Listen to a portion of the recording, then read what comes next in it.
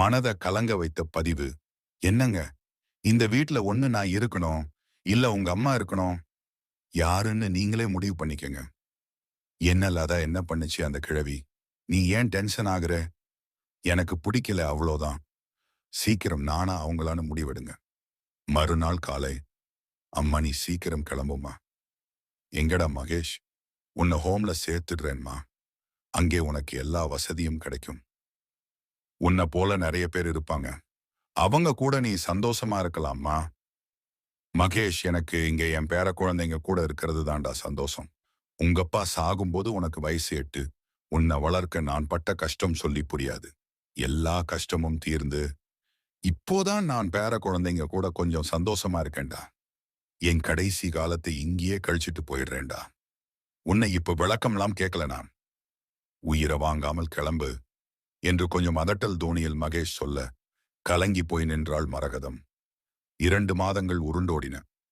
மகேஷும் லதாவும் கடைத்தெருவுக்கு சென்று திரும்பும் வேளையில் எதிரே வந்த லாரி மோதியதில் இருவரும் தூக்கி வீசப்பட மகேஷ் சிறு காயத்துடன் தப்பியிருந்தான். லதாவிற்கு பலத்த அடிபட்டு கிருஷ்ணா மருத்துவமனையில் அனுமதிக்கப்பட்டாள்.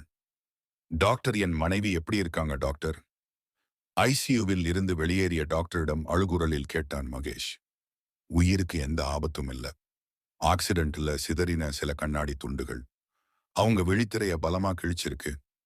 அவங்களுக்கு பார்வை வர வாய்ப்பில்லை.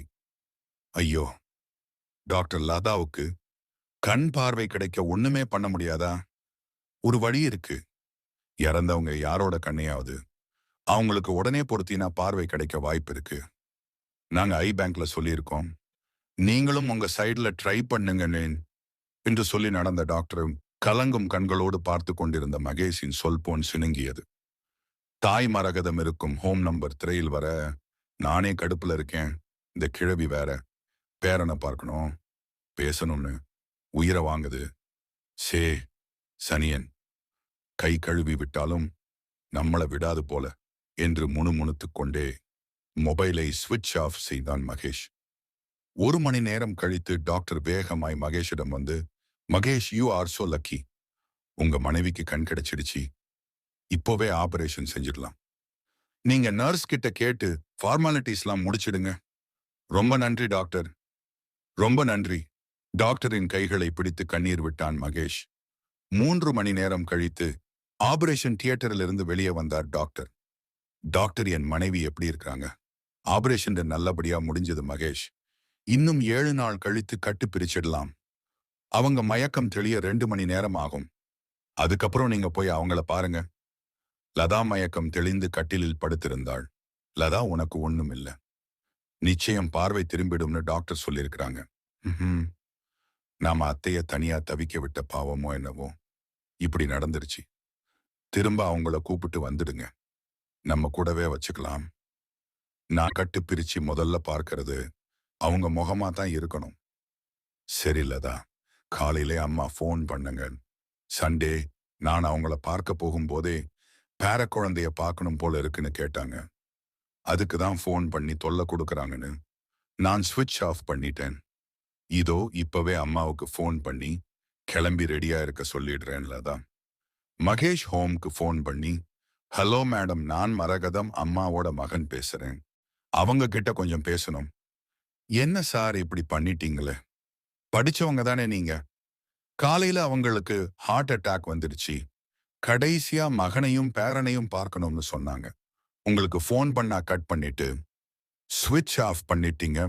அவங்க மரணத்தோட போராடி உயிரை விட்டாங்க. அவங்க கடைசி ஆசையை கூட நிறைவேற்றாத நீங்களா என்ன மனுஷங்களோ? அப்புறம் ஒரு விஷயம், எங்க ஹோம்ல யாராச்சும் இறந்துட்டா அவங்க கண்களை தானமா கொடுக்கறது பழக்கம்.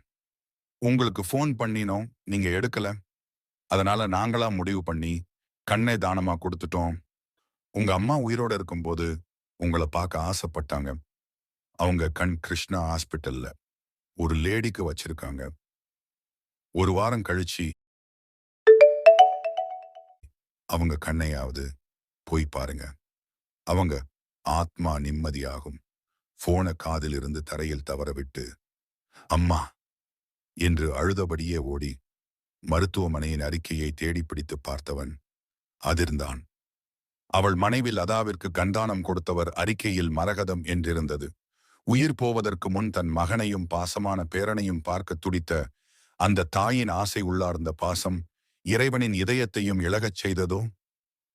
இறந்து போன அந்த பேசத்தாய் மரகதம் இனி தன் ஆசை தீர மகிழ்வோடு தன் பேரனையும் மகனையும் பார்ப்பாள். லதாவின் கண்கள் மூலம் இறந்த பின்பும் நம்மை வாழ வைப்பது நம் அன்னை மட்டுமே. உதிரத்தை பாலாக கொடுத்தவள் தாய். நாம் நலமாக வாழ நமக்காக வாழ்நாள் முழுவதும் தவிக்கும் ஒரே தெய்வம் தாய். அவளை ஒருபோதும் கண்ணீர் சிந்த விடாதீர்கள். இரும்பு இதயங்கள் இழகட்டும் அந்த இடத்தின்